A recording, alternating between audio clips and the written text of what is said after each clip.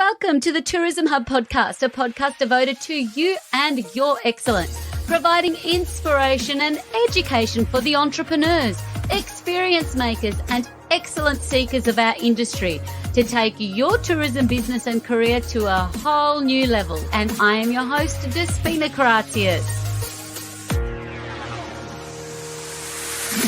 Relax.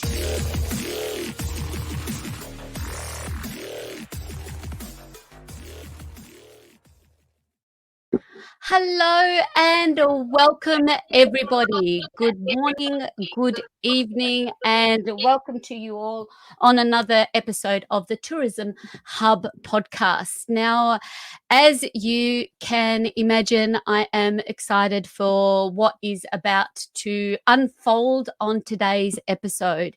So, Your Excellencies, I'm thrilled to have you here with me today. And for everybody that has pinged me, messaged me, sent me an email to let me know that you're enjoying these conversations that are happening on the podcast, I salute you and I am so grateful to you. It just has meant the world to me over the last week and I really, really appreciate it. Now, while you're there, if you can subscribe and leave a little review for everybody that has heard me go on and on about the benefits and the different ways we can build our online reputation. It all counts, all those pebbles in the pond that the ripple effect of your reviews on the Tourism Hub podcast is also something that would mean the absolute world. And now it's a great honor to have you on the show today. It's also a great honor to introduce our next guest. Her name is Shirin Jamali, and she is also known as, and this is how I first met Shirin, she's known as the Melbourne fashion blogger. So very Melbourne, very tourism, very event, fashion, and all of these things all connect together. So it's a great honor to have an Instagrammer on the show today to really help us learn some more about working and collaborating on Instagram. But before I introduce Shirin, let me tell you a little bit about her. She was born in Iran, and very similar to myself, her family migrated to Australia when she was 9 years old. Now, fun fact, something we didn't know about each other is that I had a similar story, but that I arrived when I was 9 too. So not knowing anything about Australia, including the English language, Shirin went on to uni, but she not only studied and graduated in biomedical science, she also studied and graduated a Bachelor of Pharmacy, which she nailed and smashed, and was a graduate in both of those.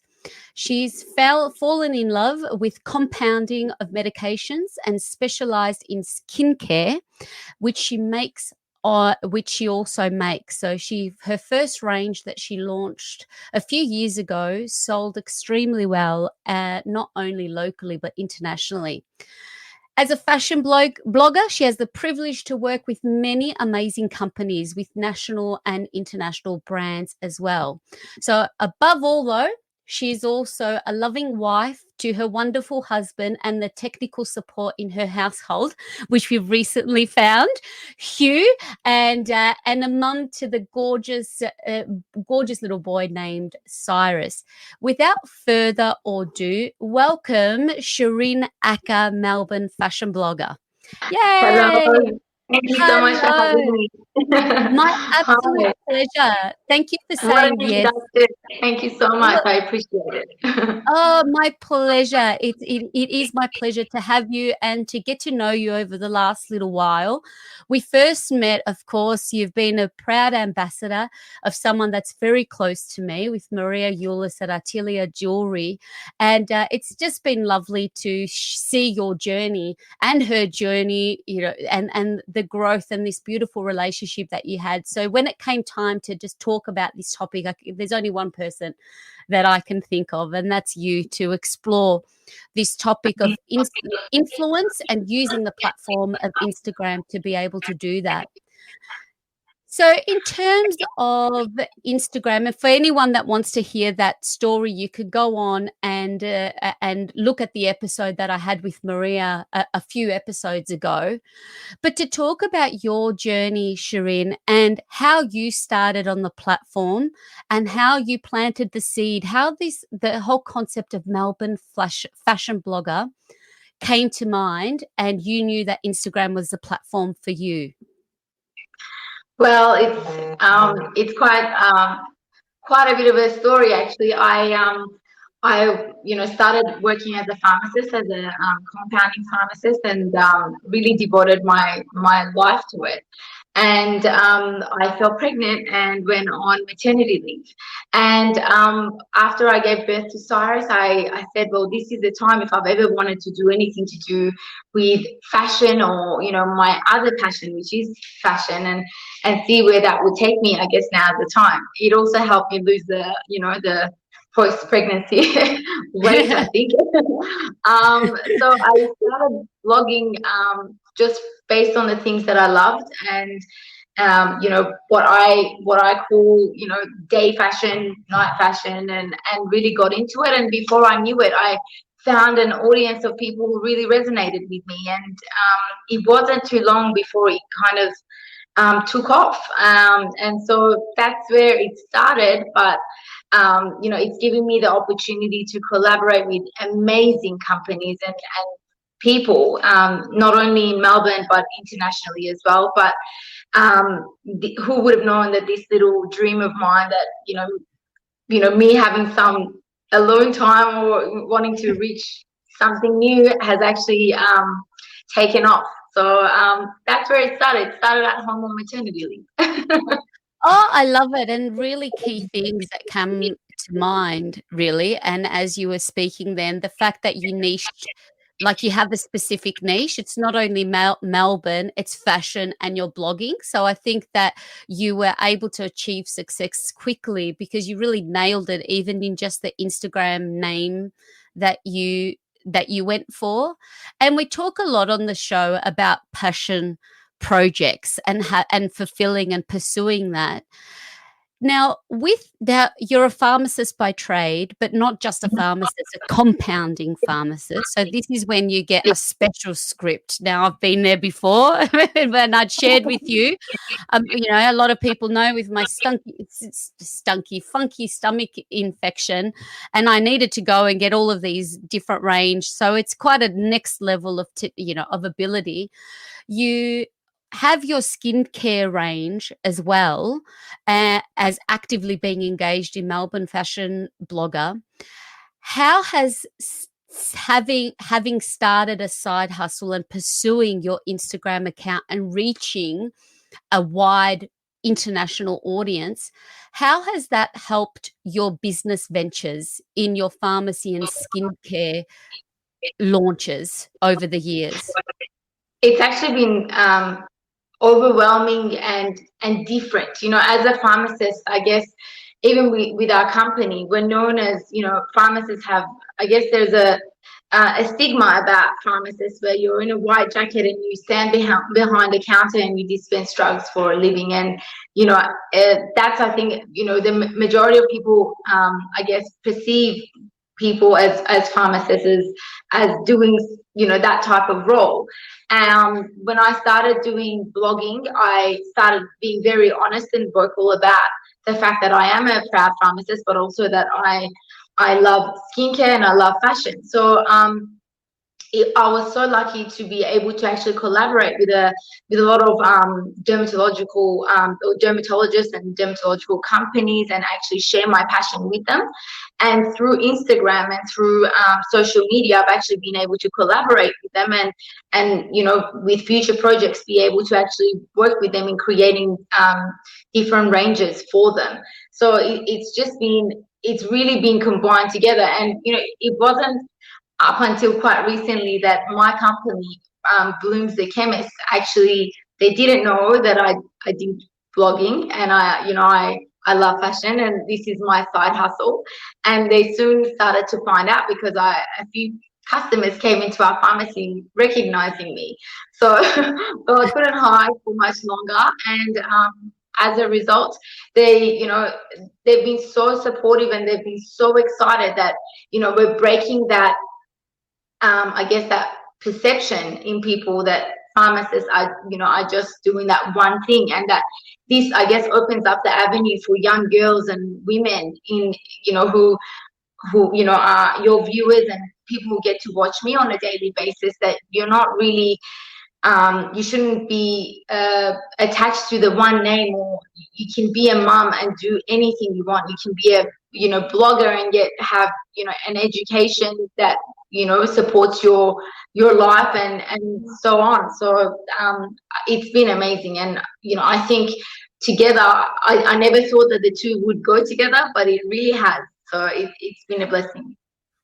It's universal, and I love so much of what you've shared. One as an inspiration, because when you kind of drop the mic that you're also a pharmacist and you own a pharmacy, if you can recall that time you first told me that, I was just like, oh, yeah, because I love stories like that. I've only known you, like, I've known that you're a devoted mum and that you have this incredible Instagram account, but then there's this whole other world that you're entrepreneurial, you've got a scientific background and you're launching. And I love that in the sense that, particularly in today's climate, we have to diversify, not only if we're speaking with our businesses and to the tourism businesses specifically that now don't have an international market at the moment. So we're talking about diversifying our marketing and our markets. But what I am also trying to encourage people to think about, and something we've got examples of someone like Nayaz that we had an episode with, diversifying your skill and your, different projects that you work on. And I love that you shared that you kind of like, it didn't make sense or how these would come together, but it makes sense because it's all these things you're passionate about. So there's no way that they can't make sense together, because the thing that's uniting them is the love you have for these things that you do.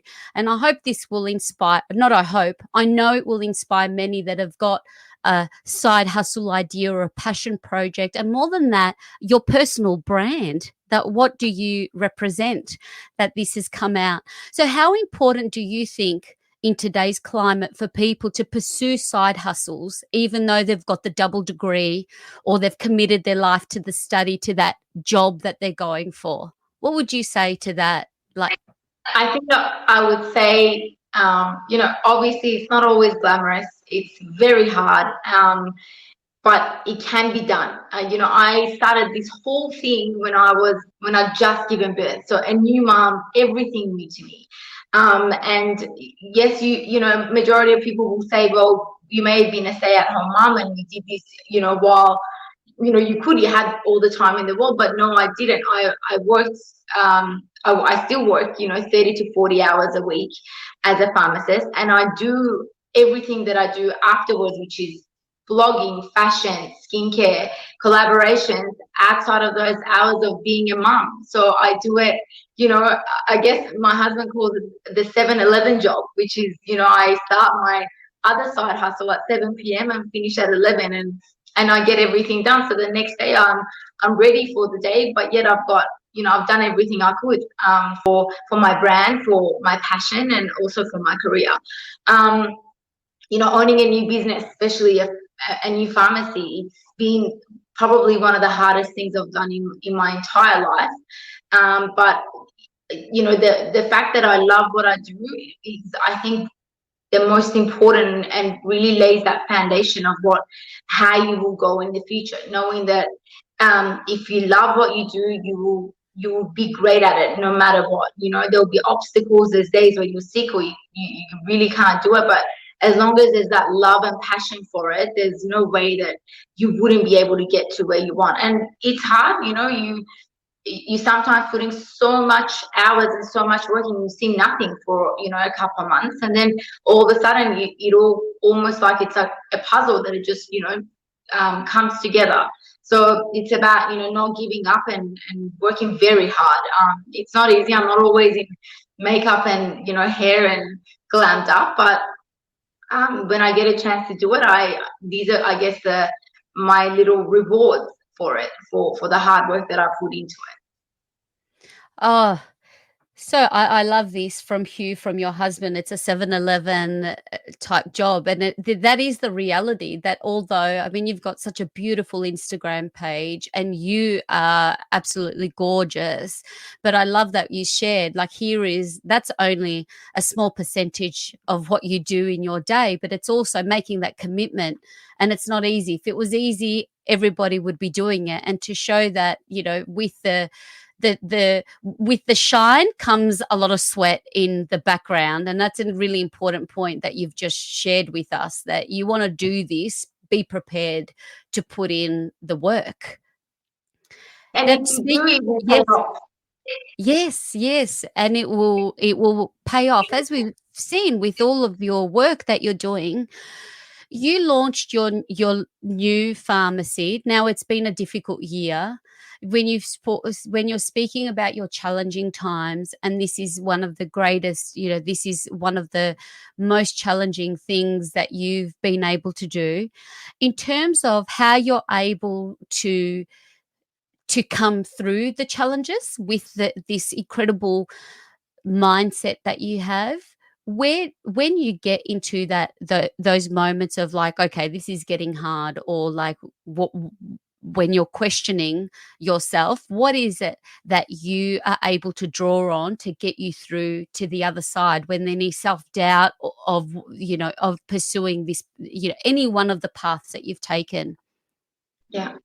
Well, this is a heavy question. I guess, we connect on this really well, that, we came here. I mean, I came here when I was quite young, but I remember the sacrifices that my family took to get me to where I am today. So on days where I'm like, I've worked literally 16 hours and I've had the most stressful day, I would think, exaggerating, but of my life. And I am, in the car, nagging and crying to my husband as I'm driving home. I just think this is a blessing. This is what I dreamt of. Like, how I almost feel guilty, complaining because of the background of how we managed to come to Australia and have these type of opportunities that a lot of young girls in Middle Eastern background would not be able to have, being in the Middle East today. So this is the strength I pull on, and the love of my family, and the reason why I do it. I do this whole thing for. I'm doing it, for my son's future. I'm doing it for, my family, for my husband and I, and I do it to make my parents proud, that, everything that they sacrificed, they can see it and be proud, that, I did it, and I'm doing it, and I'm not going to give up. So that's what I draw. Oh, I love that so much, what you've just shared. So, because when you consider the challenge as a blessing and you tap into being grateful, nothing can kind of sway you away from that. So, in all anything fear based, once you tap into what you appreciate about the situation, everything like that can disappear. That is so good. Thank you for sharing that, because it's true. When you're grateful, you're getting emotional, because it's true. Oh, I feel every part of that, because it's when, yeah, when you think It about ruined what. my makeup.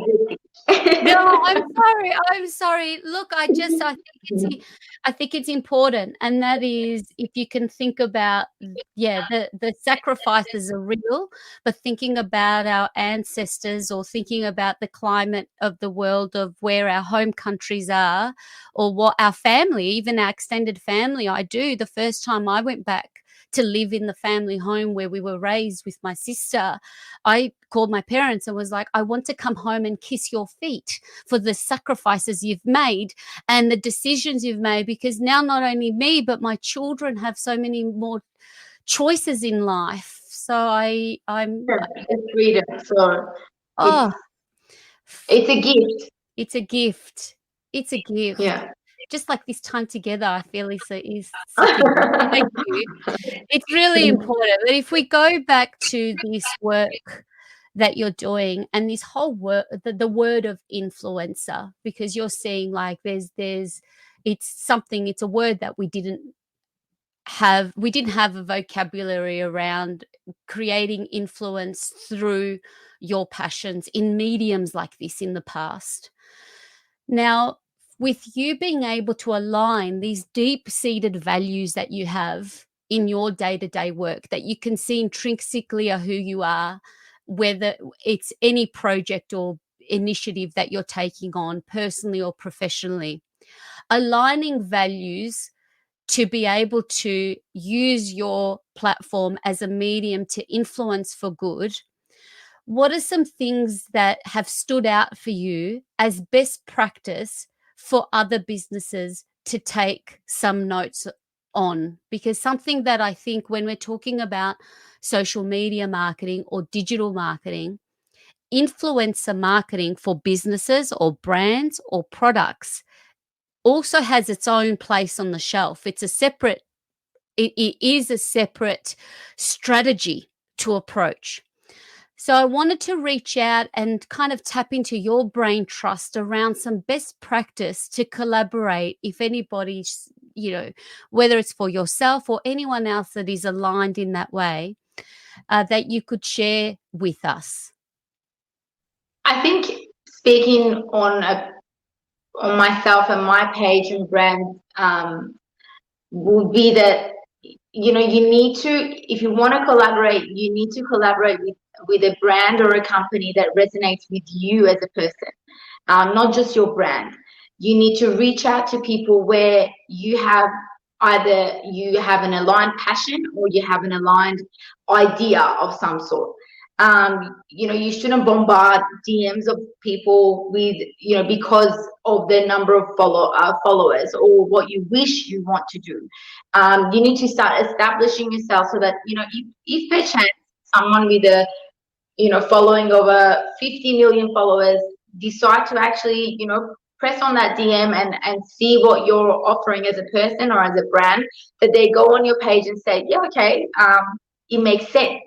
Rather than just, having a generic, I guess, paragraph that you send to 50 different influencers and hope that one will return.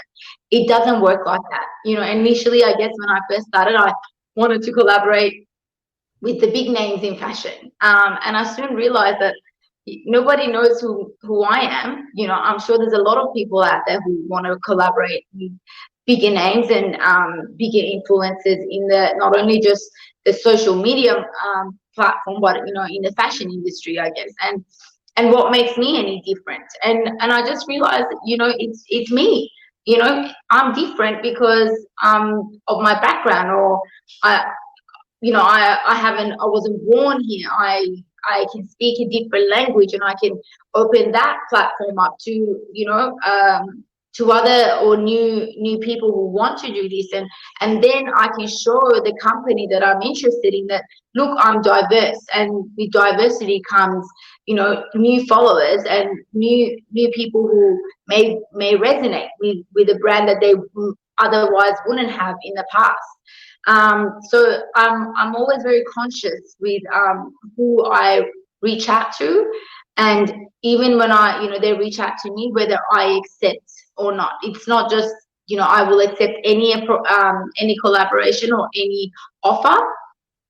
I only, and I'm quite, selective, I guess. I don't do a lot of collaborations. I only collaborate with the brands that I think my online family would appreciate and accept, and also it would resonate 100% with me as a person.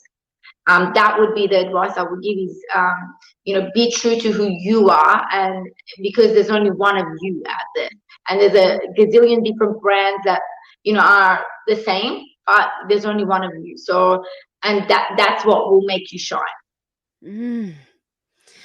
So good, because you nailed it there. And I guess as part of the don'ts is approaching influencer marketing with a business mindset, that when it comes to collaborating, and like anything in any business, the importance of building relationships, that you approach this from a you're connecting with a person.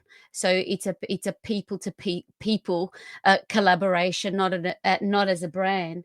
And I think for those of you that might be listening, what I've taken away, because I found it, and maybe because it's a mishmash and I've just got my name out there, but I love what you've shared, owning what makes you unique rather than there's something else that's come up with different real leading people in our industry and beyond, is this whole concept of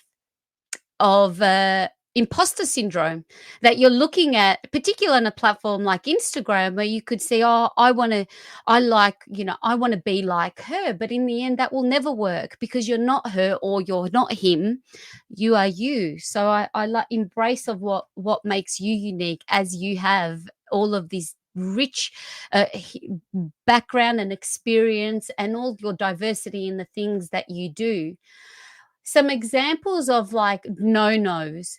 So you've touched on like the cut and paste, trying to reach out to everyone direct, with the same message and not customizing it and taking the time to research. Would you say that's a big don't? And what are your thoughts on these automated little messages that you receive sometimes on Instagram? What are some things that really like you make you cringe and you think, I wish they really thought about this? I think the first one, and I'm sure a lot of people will get this, is it's an automated message. They don't even know your name, or they don't even mention your name. They just send. Or you just say, companies that approach you and say, DM us, we would like to work with you. They're the big no-nos. They're not the ones that are genuine. Have an email address that's yours on your page, or have a website or an email address that they, serious companies will, reach out to you that way, and you will get the odd really good offers through your DM, but that's when it's a personal message from someone from a company, and you can actually have a very serious conversation about it with them. So don't fall for the trap of just because you got an offer that is an actual offer. As such, usually you can get sucked into buying a lot of stuff that way. And I guess that's how the online world works. It's always about trying to get you to get hooked on something. Either shopping or signing up for something and whatnot. So be careful with the messages that you get, is I guess what I would say, and do your research before saying yes to anything. And you're allowed to ask any question that you want. Especially if you've been approached, then you've got the avenue, or whether even if you're not, but you're having a conversation, and ask a million and one questions if need be, to feel reassured that it's a good offer and it's a great collaboration. Because once you put it out there and once you've actually collaborated with this company, then it's out there for your followers to judge. In a sense, it's out there for people to link you to that. So ask yourself the question: do you want to be linked to a brand, or do you or not? So just because it's an offer doesn't mean it's a good offer, and just because it's in your it's popped up in your DM doesn't actually mean that it's a proper company. So you just have to be very mindful.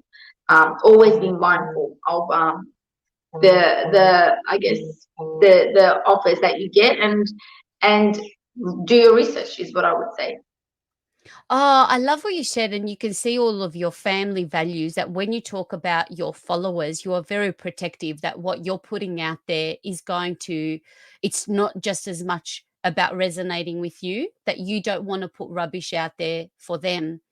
That's a real other big kind of key distinction that I'm getting from you, which I love. Be prepared. Like I can see that your Instagram account and your following, they're much, you even refer to them as my family, my community that's following me. When I'm looking at these collaborations, it's also, you're thinking, will this resonate and will this be of value to them?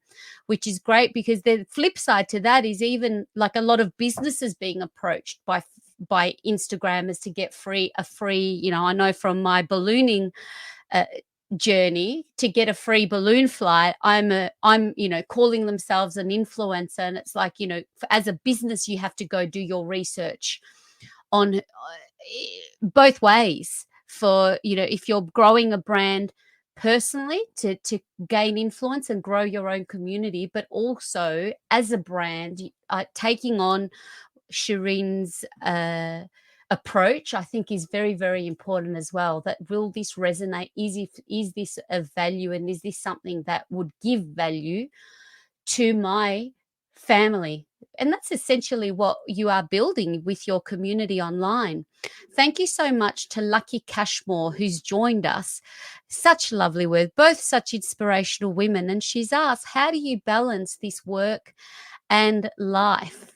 What's your balance? I can see you've got incredible support from your partner when you are working, and I can resonate. I'm going to take that on. I sometimes feel it is like I finish off one part of the day, then I start on to the next. What are some of your some of your tips around the work-life balance in managing everything that you do? It's not easy. Yeah, I wish there was a magic formula that I was given in the beginning. I started working when my son was quite young, and that to me was heartbreaking. I just thought, oh my God, I had the mum guilt, and soon I found a reason as to why I did it for him. So that made me feel like I could do this. But going back to how I balance it, I don't sleep as much, so I don't sleep in like, the 8-10 hours a day. And I'm very structured. You need to have a very good structure and plan. You may work 9 to 5 and you want to work on your passion at another time. You come home and the house is messy and you need to make dinner and you need to do all the mum things and all the wife, things that you need to do. So you get that done, and then you put time, and eventually when you keep repeating the same routine, it actually becomes a habit. So that's how I've started on, and I've been able to balance it. In the beginning, it wasn't easy, it was all new to me, and I'm just like, if I concentrate on this, I'm probably going to miss out on this. And I've just really understood that, I've got a certain amount of waking time during the day. And if I really want to do something, I need to put the time aside for it, whether it's, 10 o'clock at night or 9 o'clock at night when, Cyrus has gone to bed, and I can either watch TV or I can do something else. And that's how I do it. I've got very strict structure for myself in the beginning, and now it's almost like a habit. It's what I do now. That's how I've been able to balance things. Yeah. And with your content, is that something like, how far in advance do you think about your content and what you're going to plan out and what you're going to focus on when you're sprinkling in any type of promotional type posts versus like just sharing good stuff with your community? Can you share any tips around your planning approach to your content and thinking ahead? How do you approach that?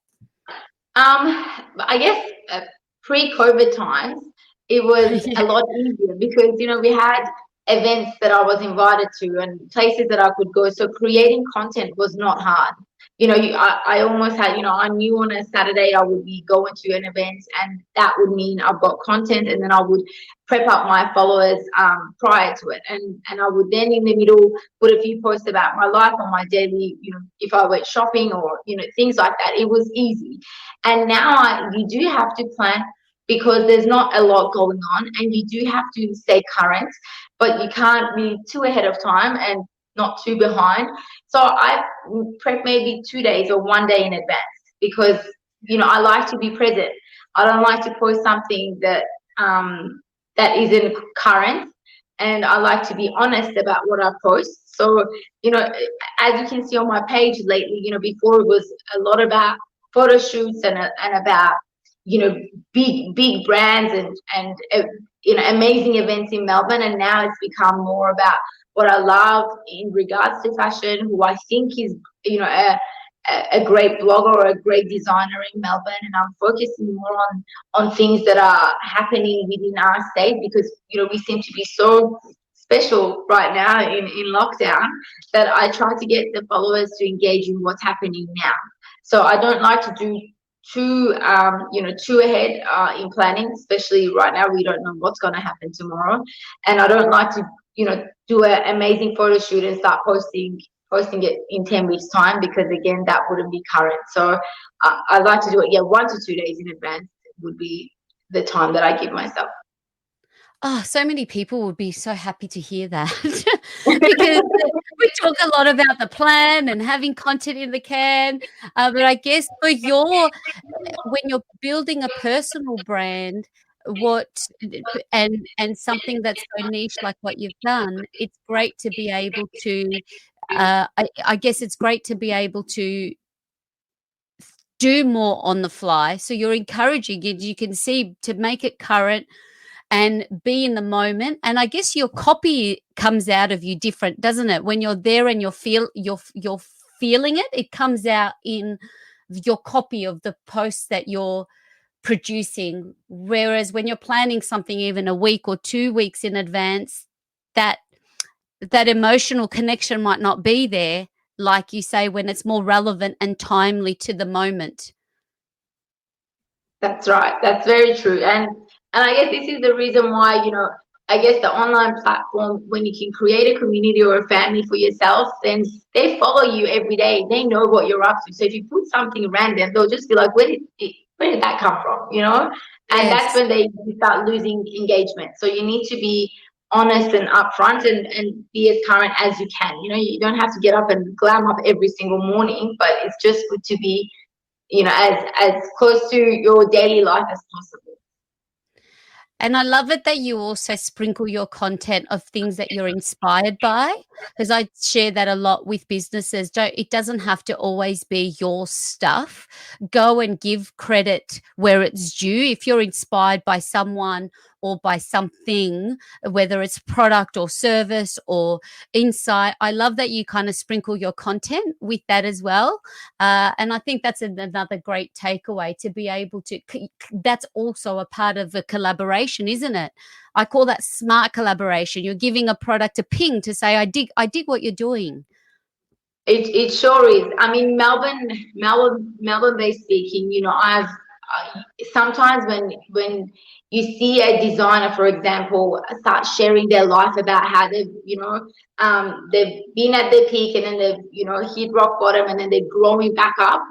As a person, I grew so much more respect for that brand and that designer. And I want to, tell everyone on my page about them. And that's what I do, and I do give credit to a lot of people and a lot of companies that I truly believe in, because I think it's not just about, a collaboration. It's about, sharing what people should see and what people need to know about. And one of the great examples was before I became I started collaborating on a weekly basis, I guess, with Hair which is a hair vitamin. I was so in awe of the person who started this whole thing, which is Leila Milani, and she's in America, and she's quite, an amazing, she's got an amazing life and an incredible following, and also, she's very famous. And I never thought that, me all the way in Australia would be able to reach someone like her. And because of being so true to her, and so true to what I believe in her as not just an amazing businesswoman, but also as a mum, and as a someone I follow on social media. We now message, or through social media on a weekly basis. She shares me on her page, almost every time I mention her. So to me, that's something, an online friendship, or I guess, that I never would have dreamt of having, if I hadn't have started following her, and actually telling everyone that I know about her and her brand. So support can be, two ways. You can give support and genuinely be happy for someone, and it can come back to you tenfold. Oh, so good. And say for that particular relationship, did you reach out to her? How did that start, that beautiful relationship?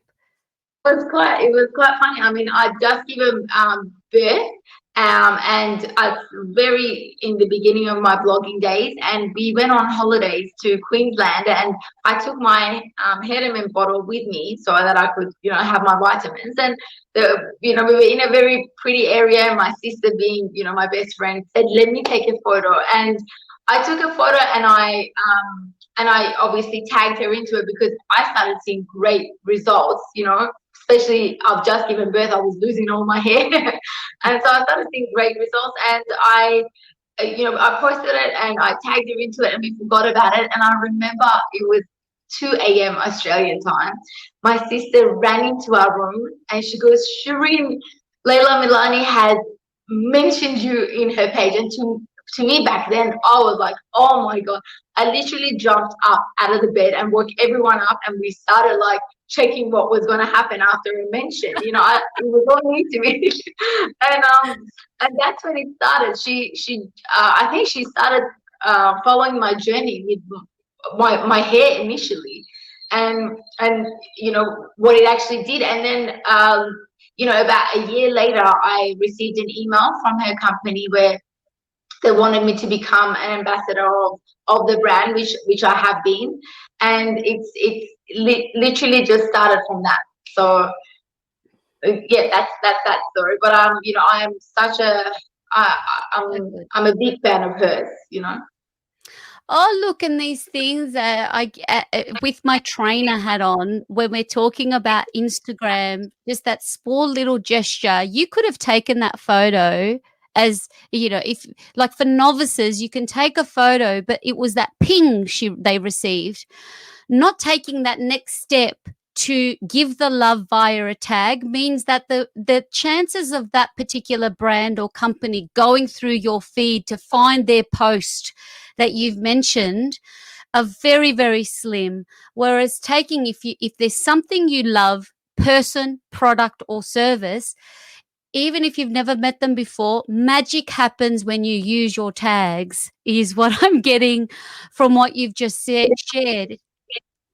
It sure does. I mean, recently, my most recent one was Kim Kardashian's Skims line. I tagged her because of I guess a controversial thing that was happening, and I genuinely believe in that. What she's created is great for pregnant women. I wish I had that when I was pregnant and I was using it. And I popped that on my page, telling the followers that this is what I believe in, because people are like, how did you lose weight after you gave birth and things like that.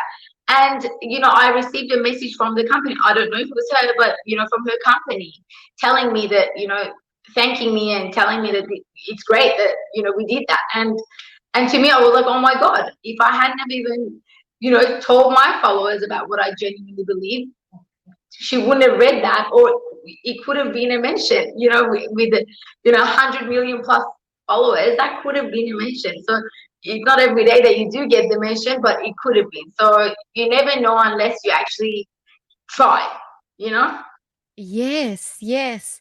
So when it came to that first moment, your turning point, that you went from having a passion project profile on Instagram to, okay, I've hit double digits and that finite, like I've been trying for months. I've got so many, like I can't get there to the 10K. I'm stuck. What was your turning point where, I mean, now you've shared with the hair, would that have been a turning point, or can you relate to any other journey that it was like, okay, I've hit something here. I'm glad I've pursued this. This is so funny that you're asking me this, because my turning point and oh my God, I think I could have done something with this was actually with Maria. Yay! Maria was from, Atelier Jewelry. She was my first big collaboration, and it was big to me because she was so passionate about what I represented, and I was so passionate about what she was doing as a businesswoman, and with her, husband and family, and that was my first very big Instagram collaboration. And to this day, I always go back to it, and I sometimes even scroll through my page and have a look at it and remember the amazing time and that day, and the fact that she believed in me and reached out to me when she told me that they were looking at a lot of bloggers that they resonated with as a company to see if they would fit, and she said that they thought that I was a good fit for their company, and I'm just to this day very grateful that she gave me that opportunity, and that was my moment of belief, self belief, that hold on a second, maybe I can do this, and that's why I'm so I love them so much, and anytime there's ever anything I want to have atelier jewelry involved, that was my moment, I guess. It was really a great start.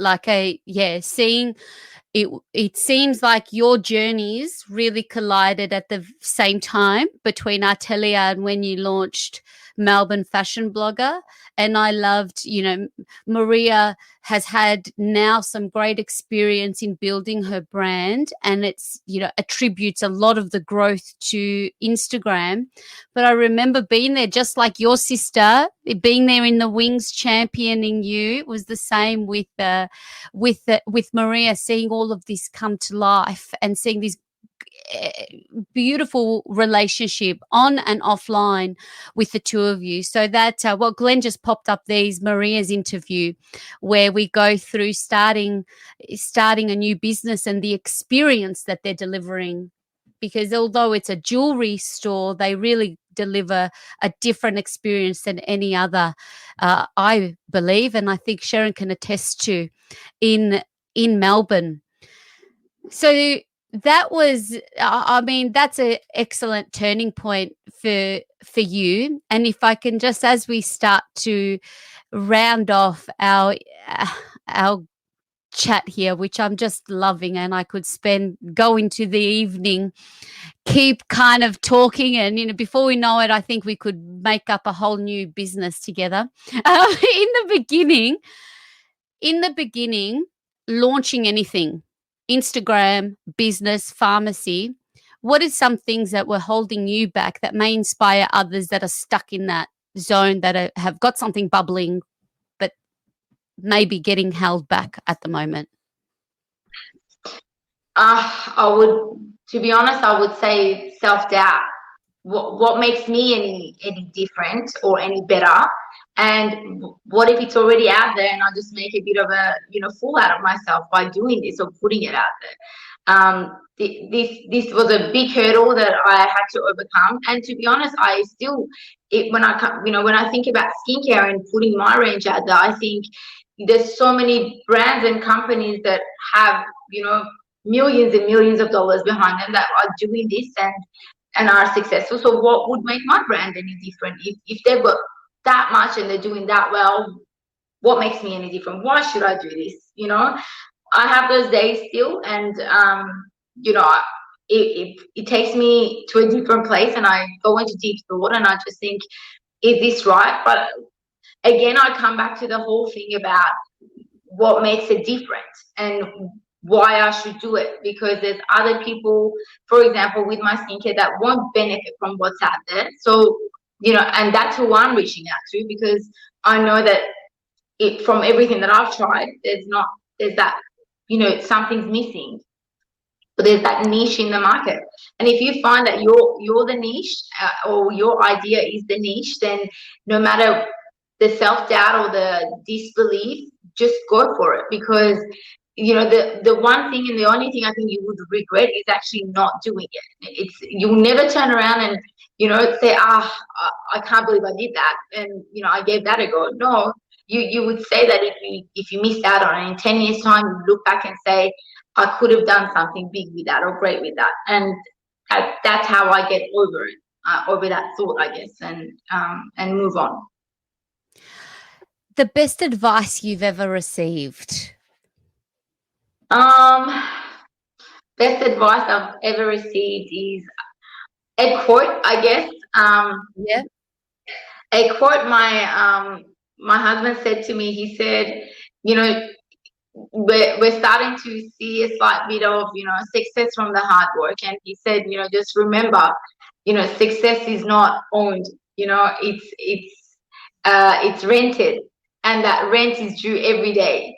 And so you need to keep pushing and being persistent, and keep going. Don't ever think it's you're there and that you can sit back. You're young and that quote just keeps running through my head on a day where I think, maybe I don't want to do this anymore because I've done this now. But I always have it in the back of my mind that if I stop, then what happens? So it's a good advice and it's a good quote that I live by.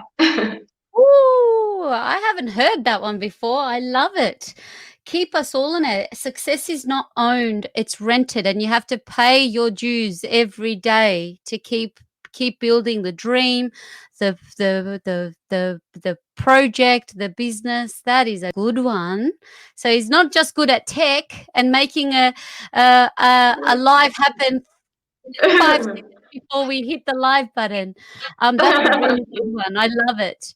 A personal habit. I mean, I think we know a lot of your personal habits now, just your undeniably commitment to what you do. But what's something on the daily that contributes to your success? 1 or 3 or 5? What are some habits that you have? I am, I think maybe too much, but I am so persistent. If I believe in something, if I want something, I persist to the nth degree to get it or to make it happen.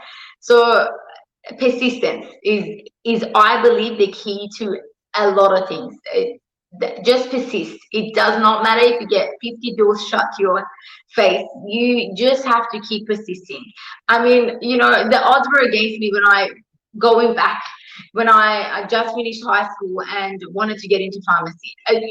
It was just, everyone was like, dream on. But the way I got into pharmacy was already a story on its own. I flew overnight and went into an interview interstate, and I got in 2 days later, and that was because I persisted and did not give up. I applied. I did everything I could. So persist. You never know the person that will open that door or will that open that folder, and that they could be there at the right time and the right place, and you have your dreams answered. So just persist.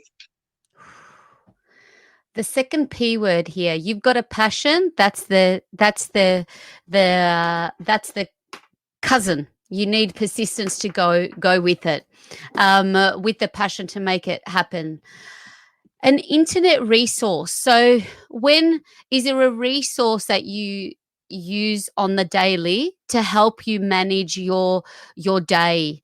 And whether it's online or offline that you could share with us that you couldn't live without. You can use it I think at the website as well, but I use an app called Trello, Trello, and this app organizes me and my life and my day, and things that I'm going to do, things that I'm doing, things that I've done, things that I am waiting on happening. It does it for me, and I can also share this with the people that I'm waiting for, or I'm meeting with, or I have appointments with, and things like that. It's such a good app or an online resource that you can use. So it's my brain diary. I would refer to it. It's really good. So that's what I would recommend. Love it. Trello. Any book that you've read that's made a lasting impression on you that to share with us? Is there any book that you love that you could attribute insights and gold nuggets that you could share?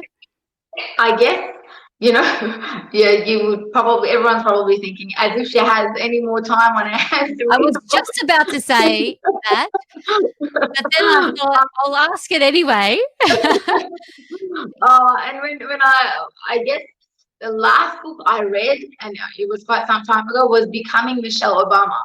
I was very interested in, how it all happened. I don't read a lot of books, right now. I don't have the time, to be honest, but I did pick up that book and I read that, and I was so interested to see her perspective and side on, becoming First Lady, and how that, how she felt and what it was like to be her. And little did I know that prior to that, she was an executive in a company. She's a mom, a devoted wife. She juggled it all, and then she transitioned into the White House, which to me was incredible. the odds were against them. You know, he was the first black president and the first black first lady, and that on its own was so inspiring to me. And I guess I just wanted to see how she did it all. And she was, throughout their time, she was so loved, and to this day she still is. And so many young girls looked up to her, and so do I. I look up to her, and that's the book I read, and I loved it. So I Oh. wish more influential women could come out and share their stories so that I would have more books to read. Oh, look, you have your own. I think there's a becoming of your version in there for sure. Your favorite destination or your favorite idea of a holiday, and where are you looking forward to most going to next as soon as you are able to? I would say I would go back to Vietnam in a heartbeat. The Mm. place is incredible. Oh, we went to an island called Phu Quoc Island, and not only is it a beautiful, untouched, place, but it's also the people are so genuine and kind, and they're so. When I think about my grandparents, 20, 30 years ago, I feel like I go back to where it's all so innocent, and the beauty is just something I went there, and as soon as I got there, I said I wish I could retire in Vietnam. So Wow. yeah, I would highly recommend everyone to have a look at Vietnam, and also that particular island, Phu Quoc, which is very small, tiny, but it's a piece of paradise. Fuquak, a piece of paradise. Love it. There Yeah, you go. It's a yeah. holiday inspiration for us as we grow our wish list for once we can get on a jet plane and take a little break for those of us that are in Melbourne. Thank you so much. I've taken so many key insights. I think you've inspired many today that have joined us live. Thank you to our live listeners, and thank you to our Tourism Hub podcast listeners. So much that about doing business with people when you're doing any influencer marketing. I think just any marketing or business relations, to always remember that it's a person that you're dealing with. Took away, be true to who you are. If you want to follow suit and you're inspired to pursue your passion product and your side hustle, there's something bubbling inside you. Be authentic to who you are. We also something that I really has popped to me that I need to share is really taking a platform like Instagram and be your own media. This is more about just choosing yourself. You can see, sure, I mean, how many of the photos are done professionally? I can see that you've just put in the hard work to do this. A lot of it is done by yourself. Would you agree to that? Like, as I think for some people, or even for small businesses, they think that they need a big budget. I need to get professional photos or video, and there's a place for professionalism. I can see you. Could you just, before we finish up, it's bubbling. I'm like, I have to say something about this. Just your learning curve and how to take good photos or video, and how much of it is done by you, and how much you've brought in an external support. Not much. 90% of it is 95% of it is just me. And 5% of it, I've been lucky to have those photo shoots and collaborate with companies that do bring in the professional photographers. But it's all me. I carry around my phone, and sometimes if I'm lucky, I take around my selfie, like my son calls it, and I stick my phone on and I start taking the photos. So it doesn't need to always be professional. It just needs to resonate with who you are on a social platform, and that's to be real and be you. It's hashtag be you and choose yourself. It really is. I love it so much. You'll regret more not doing it than you will actually going ahead, facing the fear, facing the self-doubt, and know with passion comes persistence. You have to be persistent in what you're doing, and drop the mic on that quote that success is not owned, it's rented. Just I think that's brilliant, and we need to pay our dues every day through work. to continue the success. So we can't become complacent in what we're doing, particularly during these times. If there's something that we've all been able to draw on through the COVID experience, who would have thought this year would have been what it is? That we have to keep looking at things differently, trying new things and experimenting new ways to connect. I'm so grateful to you. Thank you for sharing all of your beauty and your insights. It was so much more than just influencer marketing today, and I'm so grateful. Thank Thank you. you so much for having me. It was what an opportunity, and I look forward to doing more of these podcasts with you. And I'm so grateful that I got to share a bit of my story, and I hope that I've been able to inspire at least one person to go after what they believe in and they love. Oh, no question. There's no hope. It will. It will. Starting with me. I'm the first, and it will pebble in the pond. There will be many more. And for you, to everyone that's watched us live, to everybody that is watching us on the recording, that is sitting there ready for you to devour and get a notepad and pen out to make a plan for your excellence and your passion project, side hustle, however you want to look at it. The more you can diversify, the more wonderful people you will attract, and the more opportunities will become available for you to collaborate online through simple things like using a tag, and of course offline when we can come together face to face. Thank you again for listening to another wonderful episode of Tourism Hub podcast. Until next time, my friends, be excellent today and every single day. You've got this. Thanks again for joining us on the Tourism Hub podcast. If you found this podcast valuable, it will mean the world to give us a review on Apple iTunes. We're also live here every Saturday at 2 p.m. across all the Institute of Excellence Facebook and YouTube channels. And you are all invited. Be excellent, and don't forget, we also have courses available at instituteofexcellence.com to help you and your small business greatness.